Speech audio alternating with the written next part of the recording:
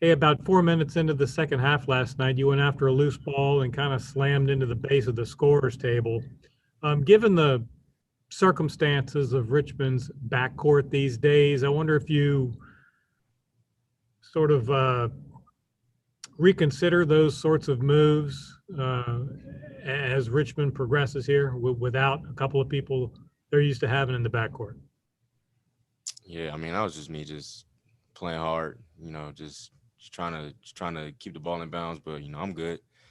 That was just me going for the loose ball. Um, I don't it didn't affect me that much. I just was a little tired. It just needed a little breather. So Ah, but how about as you move forward with foul troubles? Whatever can happen to keep you off the court. Do you consider that more strongly now than perhaps you would have pre-Christmas? yeah, definitely. Gotta, be smarter on defense, not don't pick up cheap fouls or anything like that. Just just doing whatever I can to keep my man in front without reaching or getting a cheap foul. So it's really important. So You had a collision against St. Louis last year that cost you nearly a month. Does that play into your thinking at all as you go on the court? no, not really. I mean, stuff like that. I mean, it's part of the game. Things like that will happen, but I can't really think about situations like that. Just going out and playing hard is all I can do. So Hey, lastly, from me, do you have advice for Isaiah Wilson? As he gets acclimated and gets the experience that you all got several years ago. Um, what do you tell him in terms of keeping his head up and moving forward, and your chance will come? And what do you say to him? pretty much just stay ready at all times. You never know when your name's gonna get called, and just to compete every day and give effort and practice every day on both ends of the floor and be competitive. Because you never know what can happen. We got two guys go down, so now he's gonna have to step in a rotation and play some minutes for us. So my advice with him is just to stay ready at all times. Thanks. Happy New Year. Same to you too. Hey, Blake, can you recount the three that you hit at the end, not only of the game, but the shot clock? I mean, I've been to enough practices. I can hear Coach Mooney in my head saying, don't panic, stay calm. You practice it so much. How calm were you staying? Can you kind of take us through that offensive possession and the shot you hit at the shot clock buzzer? Yeah, yeah. Well, I knew the shot clock was going down, and I knew Jacob still had the ball with I think like 4 seconds left, and then he swung it to me real fast for maybe like 3 or 2 seconds left, and it just quick one dribble, you know, pull up jump shot, and I think that was enough for me to get it off in time. So just checking the clock before I shot the ball. So And did you feel at that moment, hey, that dagger, that's kind of what we needed, that gives us enough of a lead with little time to go? yeah, I think so. I think that kind of that kind of hurt Davidson a little bit. That was kind of they a gut wrench or whatever the case may be, whatever you call it, um, to them. So I think that was big for us to get that win. So Hey, one more play that for some reason stuck out to me was the pass you made to Nathan. It looked like you kind of lost the ball. It was towards the end of the game as well, and found him cutting down the lane. Do you kind of remember and recount that one? yeah, yeah, that was me just trying to be aggressive. Because again the shot clock was like at like 9 or 8 seconds maybe. Just trying to make a play attacking the rim. And I saw Nate cutting from the opposite side across his man. Gave that right to him. He one dribbled layup right at the rim. So How much does that game mean to you guys to get a road A10 win? Obviously down a couple of guys as well, and really the five of you to pretty much play the entire second half. yeah, I think it's a big win for us. I think it was a strong win for us to start the conference play. Davidson's a good team. We always play them tough and they play us tough. So I think this is a real significant win for us to start off the conference play. Thank you. Hey, Blake, these coaches' milestones come and go for guys who have been around for a while. I'm wondering if Richmond's players have at all recognized that Coach Mooney is one away from 300, and does that mean a darn thing to you guys as you move into a home game Saturday? I think it does, but if you probably ask Coach Mooney that, he probably think it doesn't. He's just focused on trying to get, one win at a time. But we're all aware of, his accomplishments are something that he can accomplish like that from seeing it on like social media and things like that. But we try to keep that same mindset as him, as just going out and trying to win one game at a time. So. Hey, Blake, to piggyback off of Bob's question, the way that you guys won last night, given what happened against Hofstra, what can that do mentally for you guys moving to Saturday's game against St. Bonaventure? I think the loss to Hofstra was kind of an eye opener for us. We kind of, had to sit back and really, watch film and see what we were doing wrong and the things we weren't doing right. And, I think yesterday we kind of our defense intensity was kind of we took it up a little more than it was in the Hofstra game. And, that's one thing we emphasized going into the Davidson game was, just being more active on the ball, talking more as a team on defense and things of that nature. And I think that's just one thing we have to continue doing throughout the rest of the season. If we want to be successful throughout the course of the season. So. Is that a chip you guys have on your shoulder? I mean, offensively, you guys can score with anybody, but it seemed like throughout this season, especially last, say, 3 to 4 games, the defense has had ebbs and flows. Is that something the guys have talked about amongst yourselves? Yeah, most definitely. We know our defense wasn't great, the last couple games. And, we have to take pride in that. Teams probably don't see us as a good defensive team or whatever the case, but we got to go out and play tough on defense the way we normally do, and that's what we haven't been doing these last couple games. And I think last night, we did that, and then we just continue to keep doing that. We should be in a good place. Coach mentioned the press worked late for you guys. As a player, would you like to run the press a little bit more on defense, or you like the straight man-to-man and sometimes throw that matchup zone against opponents? I think the full court press is helpful. It throws teams off guard. It could, teams that are normally, fast paced, we can slow them down with the press or whatever that case may be. Our teams that don't have, good ball handlers, we can bother them, even if it's not the press, even if we just, pick up full court man-to-man. I just think, doing that right from the jump, right out the gate from the game can, set a tone for us. So. Appreciate it, Blake.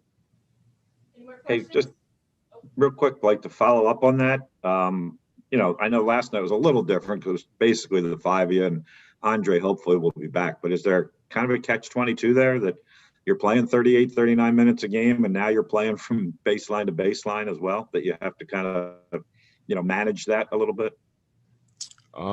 Yeah, a little bit, but I try not to worry about that too much. I just want to go out there and play as hard as I can for however long I'm in the game, whether it's the whole game or or whatever the case may be. But my mindset is I got to be ready for anything. So that's kind of just how I take that whole thing.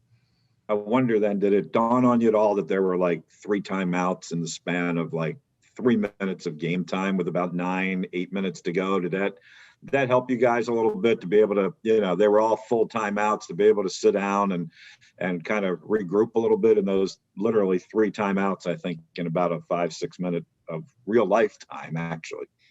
Yeah, definitely. Those media timeouts, they're real helpful to get a breather. And also the other timeouts that either Coach Mooney or the other coach calls are also helpful too. And we that's something we take advantage of if we're playing extra minutes. So Thanks. Anything else? Okay, thank you. thank you. Coach Mooney will be on in just a moment. Ready for it, Coach? Appreciate it, Blake.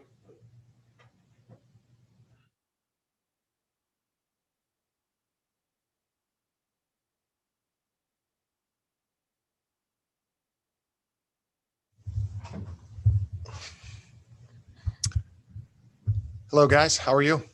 Afternoon, Coach. Happy New Year. Happy New Year.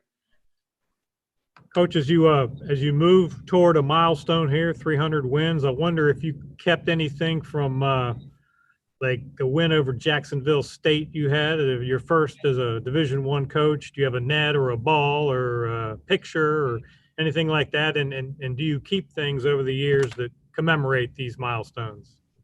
Not necessarily. I mean, some people, Jason Vita was kind enough to make a little box to put the ball in from when we won the 240th game. And they've had Allison Vogler has gotten basketballs printed up, but not necessarily. I can remember that Jacksonville State game though, John, in at Marquette.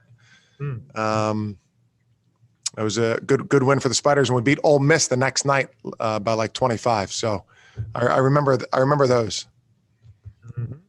Hey, the narrative when you came to Richmond was get back east, get into a league which you were very familiar with from your younger days. Is that a fair narrative, and is that the way you recall it? And lastly, if you could sort of assess your tenure there, everybody else does.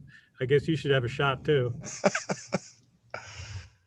Yeah, I think, being geographically where we are is great. We love it. I think, I don't know if this was quoted. I know I thought this. I thought coming to Richmond was a place where you wouldn't have to try to move to the next level job, that you could, this was my thinking then. And if you were to script out, moving up the ladder, so to speak, that you wouldn't have to move on from Richmond. You could. It was a great job. I knew Coach Beeline a little bit, and I knew Jeff Newbauer very well, and they really loved it. And I always, Eugene Burroughs, who I played with in the summers growing up, I just always had a really high opinion of Richmond and the tradition and the Robbins Center. And I thought that it would be a place that we could really do well and wouldn't have to go take the worst high major job, for example. I don't know about evaluating my tenure. I'm glad we won last night, and I'm really looking forward to the game on Saturday. Hey, lastly for me, could you update us on Andre Gustafson's situation and if he might be able to play Saturday? Yeah, so I haven't. He's been in getting treatment today with Adam, and I haven't gotten the latest update. Obviously, we're hopeful. I think some of the swelling has gone down. He's still sore. It's the kind of thing we don't want it to be a nagging thing for the whole year. So, we're following it, monitoring it closely, but we want him to be 100% healthy. And so I don't know, John. I'll probably know more in an hour or so. Thank you. Thanks.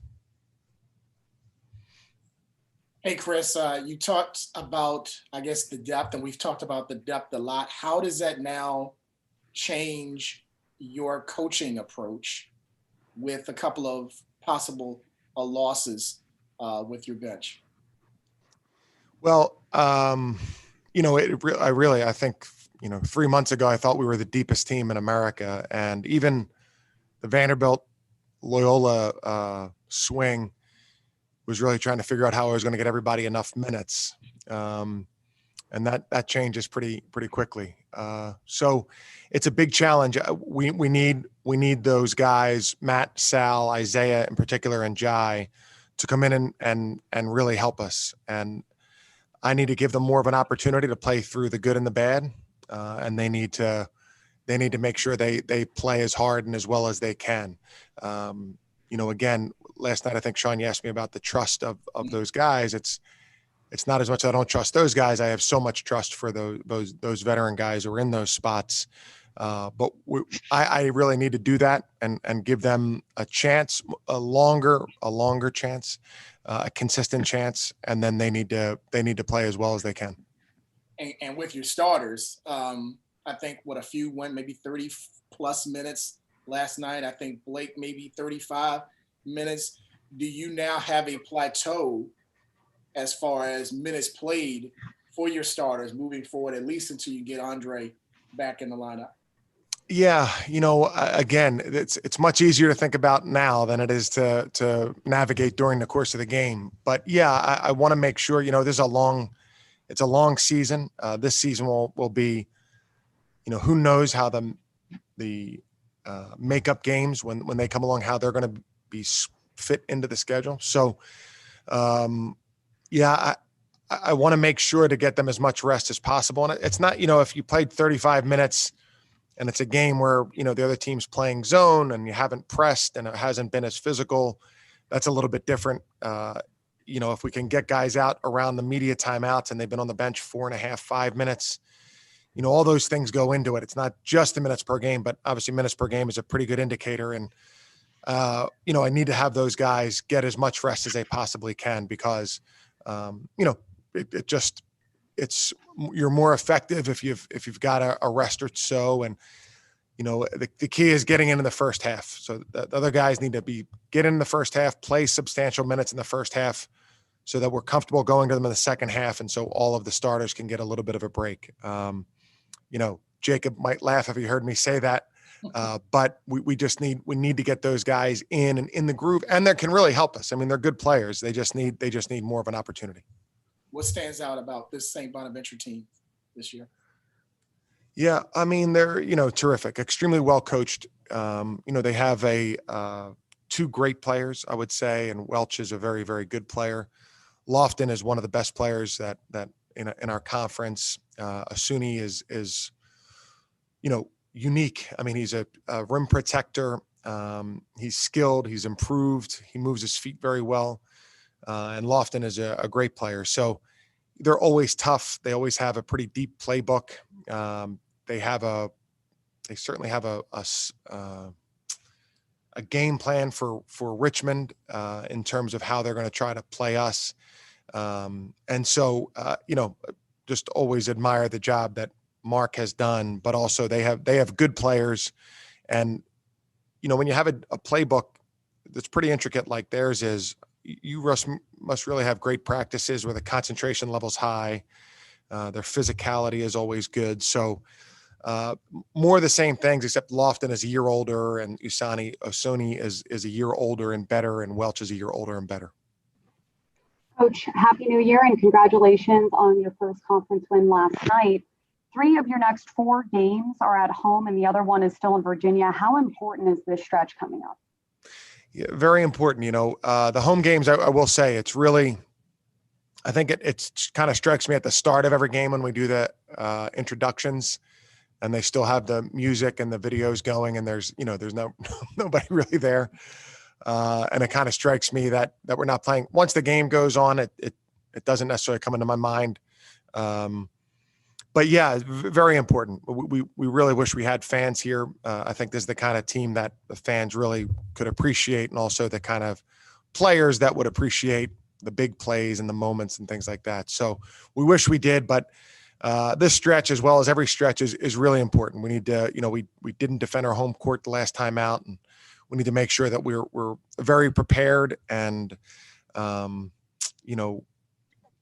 kind of mentally, emotionally, and physically prepared to play the game on Saturday. Hey, Chris, back to Sean's question about the minutes played. When you took that timeout with, I think, about 9 minutes to go, maybe, when they were making that run, and then there were like literally back-to-back media timeouts. I mean, I felt like we were all commercials for about 15 minutes there. Did it dawn on you that was the opportunity to recharge these guys and that you could throw that press on them kind of full bore?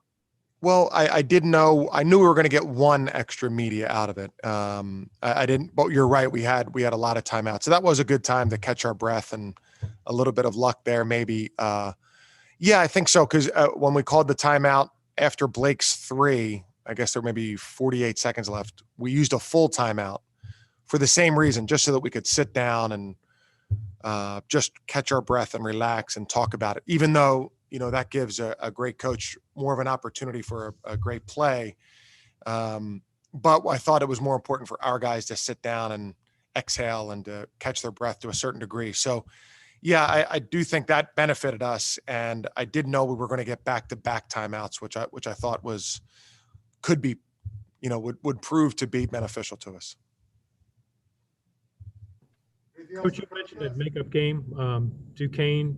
Do you guys reschedule that? Does the league reschedule that? Does the league do it with your cooperation? How's that going to work? Yeah.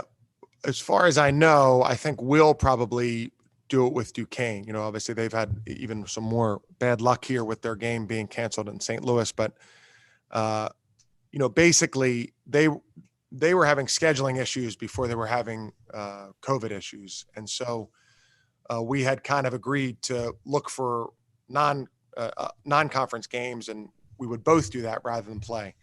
We'd like to get the game in before the final. It was originally scheduled for March 6th. They moved all those final games to the first semester. We'd like to get it done before March 6th because that's going to, I think the league wants that to serve as a makeup game for everybody in the conference.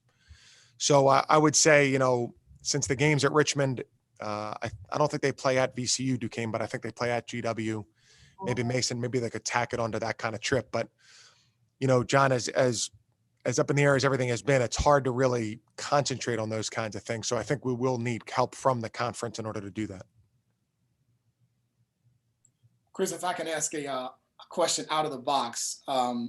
Somebody asked Tony Bennett after the Notre Dame game about talking to his guys on the bench about, you know, cheers that they would make up to kind of get the team upbeat with no crowd, no fans in the stands. So I want to ask you, have you talked to the guys on the bench about specific cheers that they had in the past, maybe high school or AAU teams, to kind of keep the spirits up and kind of give them some juice with no fans in the Robins Center?